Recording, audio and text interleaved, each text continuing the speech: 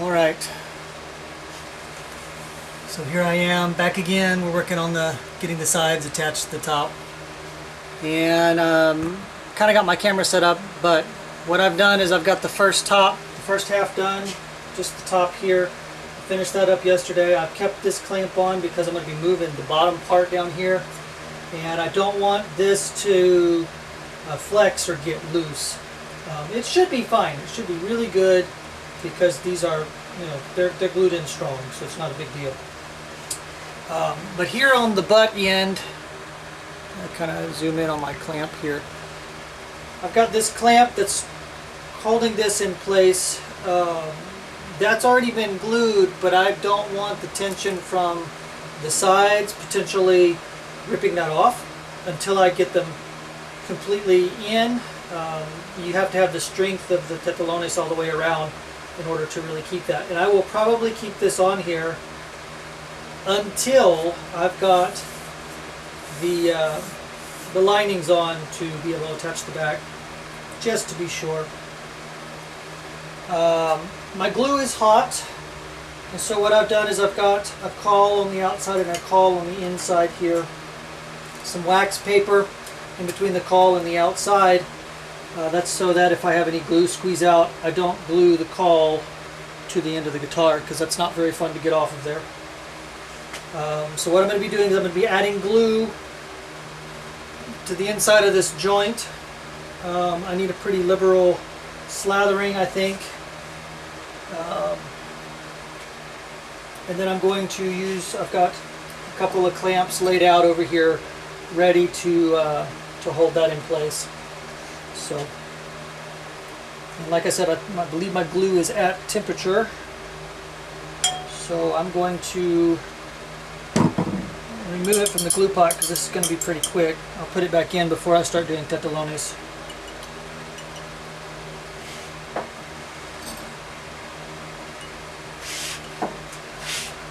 Again, I'm using high glue. Tight blonde is also an acceptable glue to use here.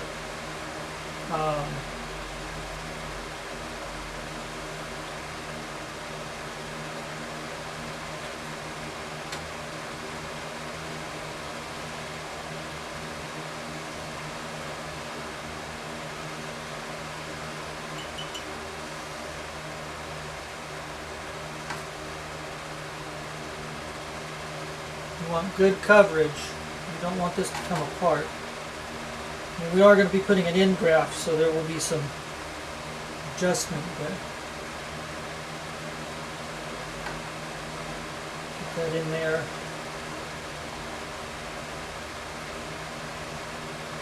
Okay, I feel pretty good about that. Let's add that back to the heat.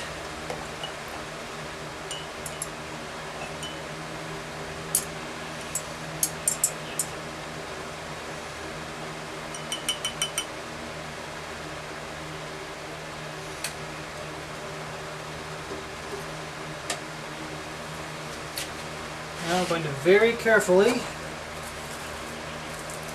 push these together.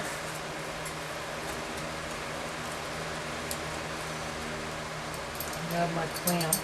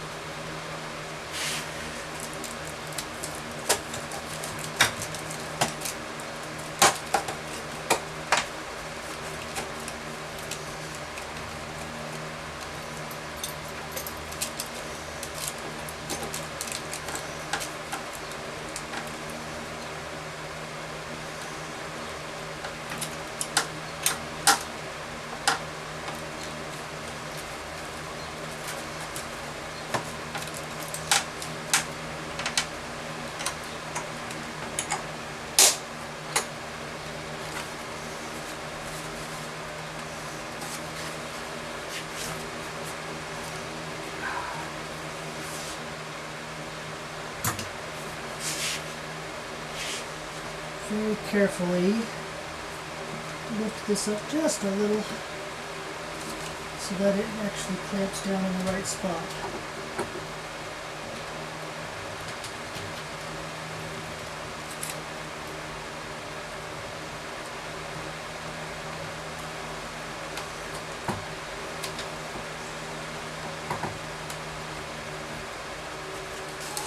I have to loosen it and come back.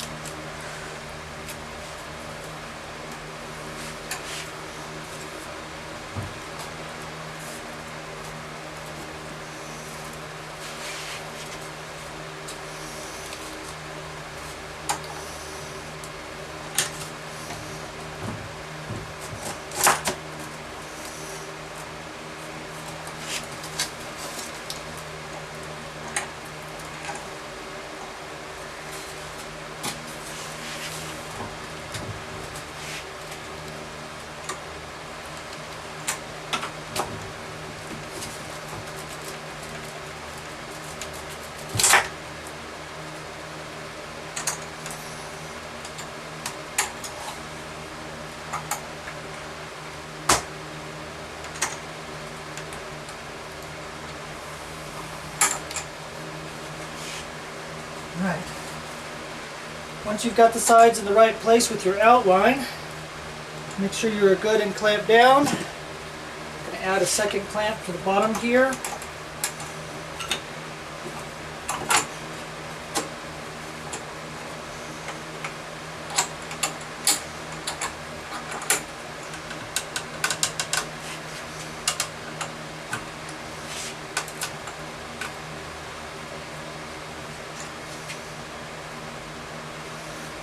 Probably one to the center.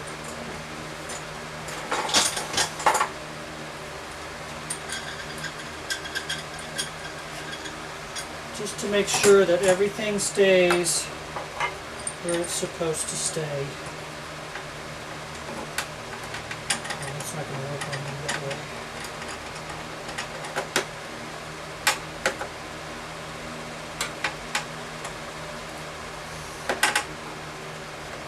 Another piece of wood in there.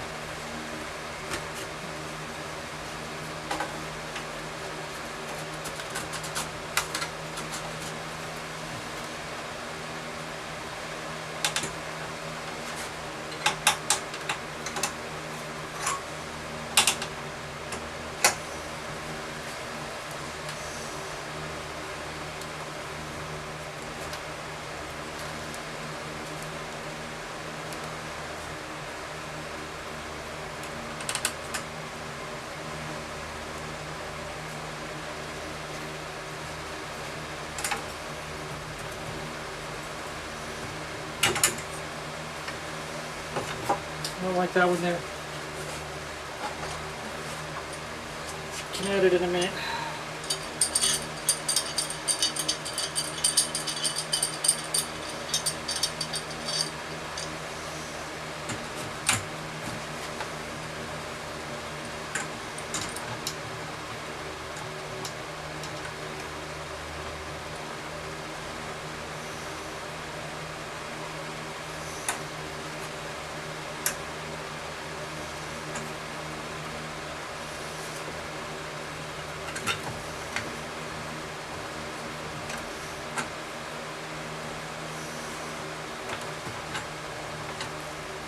You don't need a whole lot of pressure down there, but you need enough pressure to hold your sides where you want them and to make sure they're not going to move. You don't want to squeeze the glue out everywhere.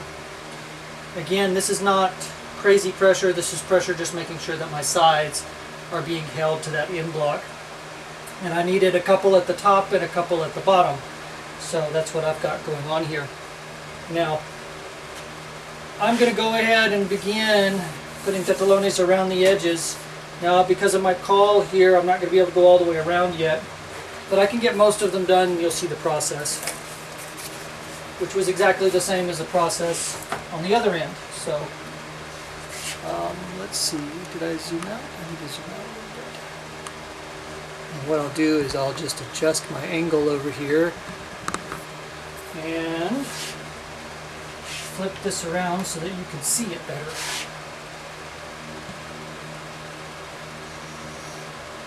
That maybe.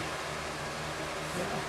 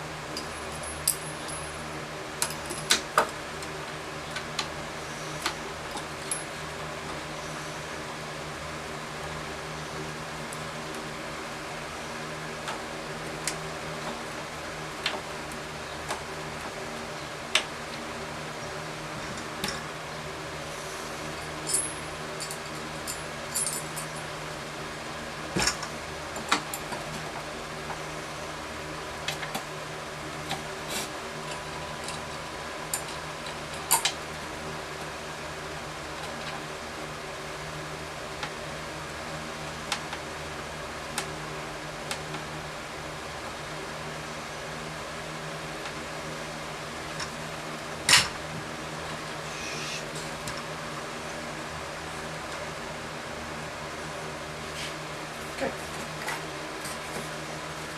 Good. I'll do some of these and then we'll work on from there.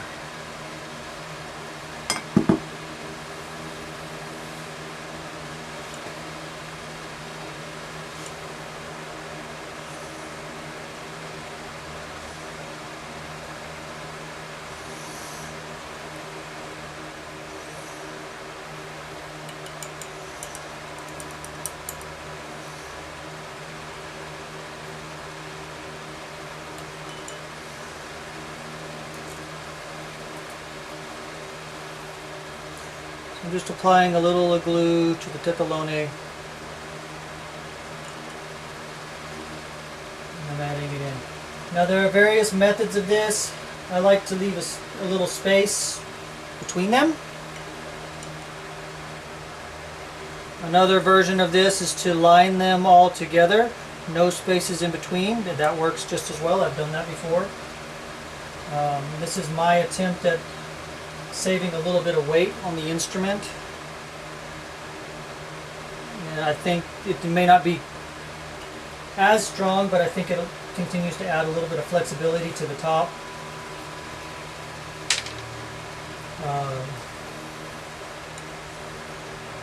More flexibility than a solid row of them.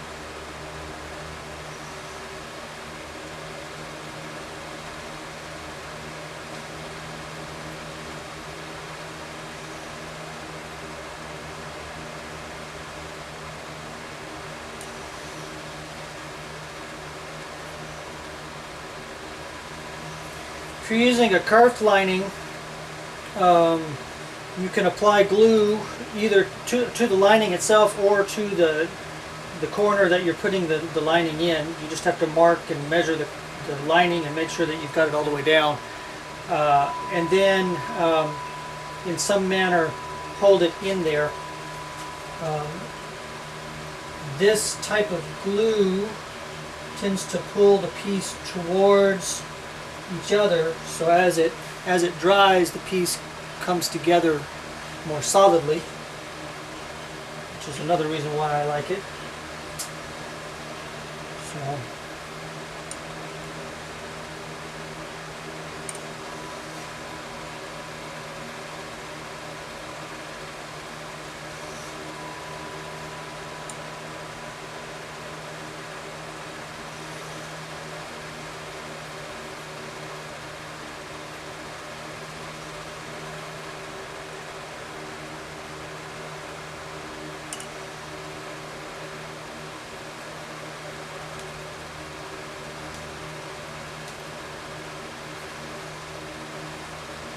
Alright, well I'm going to begin doing the other side here. You get the idea. So. Alright, well I'm here finishing up this top, getting it to the sides of this guitar. Let's see if I can get this over here so y'all can see. So we have tentalones that are pretty much all the way around now. Just a little bit here on the edge. I'm going to keep my clamp in place until I get all those in and good and dry. And I'm going to see if I can't flip this around. We're going to get those last few in. And then we'll begin trimming sides and not enough room in the shop. So yeah. So last few to get in here. I got most of them in there and dry and couldn't reach those points. So we'll get those last couple. And then we will begin removing the excess from the sides. Remember we left them a little bit proud. You can see that here on the end too. I have trimmed these two pieces up here so that they'll be easier once we get to that point. We'll use a plane for that. Once we've got those in, we'll fit the linings, the solid linings to go inside, and get that ready for the back. So, well on the way. Let's get you in there a little closer. Helping my box wasn't in the way, huh?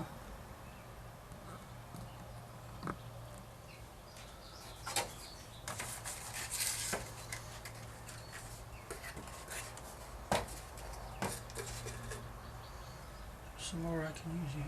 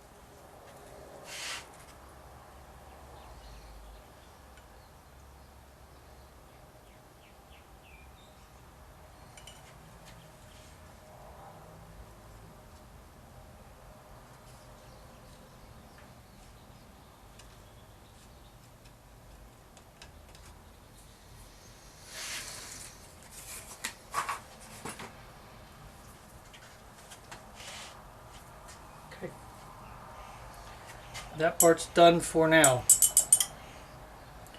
So I'm going to go ahead and put my glue away because I don't need that for a few operations coming up, and I've got to wait for this glue to dry before I can really do those operations. Because my next thing is actually to take a plane and come around the edges and get these so that I can set the back on there and fit the back. So.